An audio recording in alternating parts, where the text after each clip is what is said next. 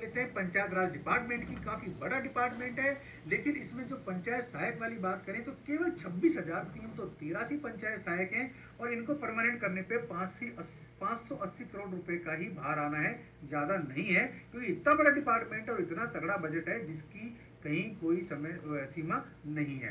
अब बात करते हैं मैं नरेगा कर्मियों की, यानी कि नरेगा वालों की।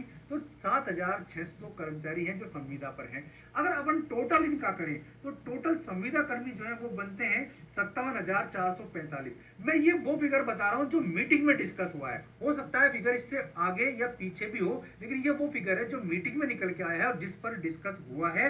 ये कंटेंट मैंने केवल वही उठाए हैं। ठीक, अगर इन कंटेंट को जोड़ा जाए तो संविदा कर्मियों की संख्या 57,445 हो रही है और अगर सरकार का खर्चा देखा जाए तो केवल 1152 करोड़ रुपए ही मात्र खर्च हो रहे हैं इनको रेगुलर करने पे, जो कि शायद ये जो चुनाव होके चुका है या चुनाव होते हैं उनसे तो बहुत ही कम बजट है। चाहे आप छोटे छोटा चुनाव उठा करके देख लो, उसमें भी इससे ज्यादा खर्च हो जाता है टोटल करें तो कर्मचारियों को, इन संविदा कर्मियों को परमानेंट करने पर सरकार का देखा जाए तो बहुत ही कम खर्च हो रहा है, कहीं कोई परेशानी सरकार को नहीं आनी चाहिए। अब इस मीटिंग में जो निर्णय हुए थे, राजस्थान में जो कमेटी जो गठित की गई है उस पर पहले तो इस पर डिस्कस किया गया कितने कहां लोग संविदा कर्मी हैं और कितना खर्चा आएगा। अब इसमें जो मीटिंग में जो फाइनल डिस्कशन के बाद जो निर्णय किए गए थे या जो बिंदु निकल के आए थे वो मैं एक बार आपको बता देता हूं, उनको भी आप एक बार जरा गौर से सुन लें।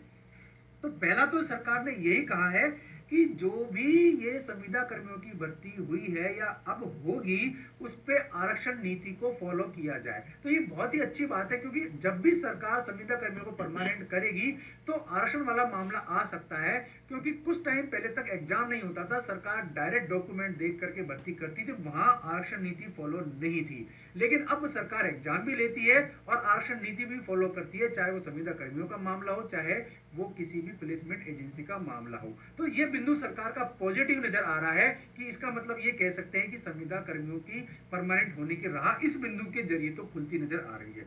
अगला बिंदु ये है कि न्यूनतम मजदूरी जो है वो दी जाए।